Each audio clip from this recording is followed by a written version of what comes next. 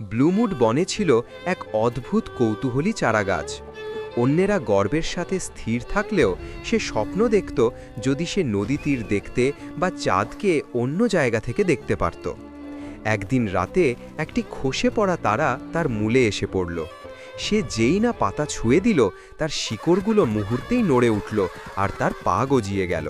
সে হাসতে হাসতে দৌড়াল বনের প্রাণীদের চমকে দিয়ে, কিন্তু শীঘ্রই সে দেখল তার প্রতিটি পদক্ষেপ নরম বনভূমিকে নষ্ট করছে। ছোট গাছপালা নুয়ে পড়ছে। আমি তো আমার বাড়িটাই নষ্ট করছি, সে ফিসফিস করল।